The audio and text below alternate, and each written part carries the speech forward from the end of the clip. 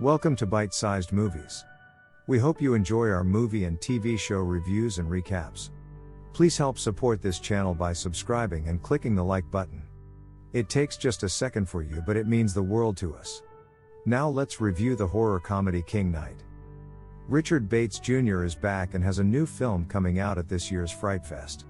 The trailer suggests it will be a real horror fest, so grab your popcorn and get ready for King Knight of Bates. However, it's worth noting that changing the horror aspects to comedy has challenges.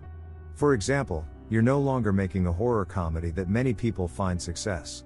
In this situation, would King Knight have problems? What is King Knight about? Matthew Gray Gubler is a high priest who sacrificed his career as a political journalist to move in with his wife and work at a community radio station together with her. When the CEO of the station dies, the community radio station offers them to run it.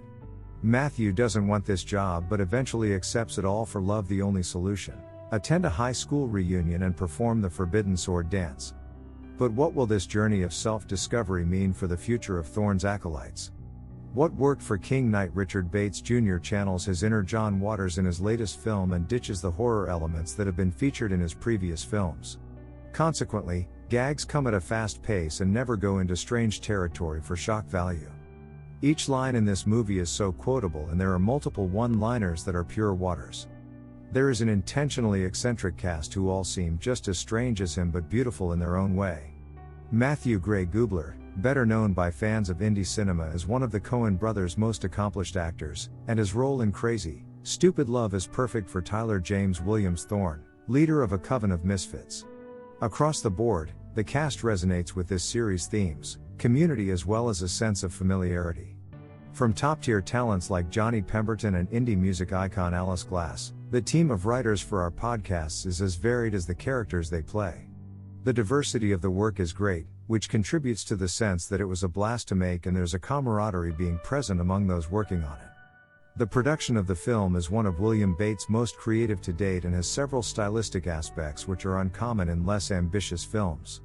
This includes an amazing soundtrack and a unique visual aspect, reflecting bands that have only one goal: looking cool while doing close to nothing.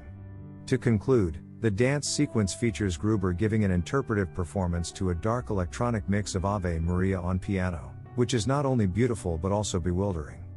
The whole dance is saturated in bright colors and a soundtrack. King Knight is Kojima Productions' attempt at being more cool and edgy than they usually are. It goes well with the band of misfits that it portrays. What did not work for King Knight? This movie starts strong, but it hits a slump in the second act. In Thorne's ayahuasca trip, she gets to talk through her insecurities.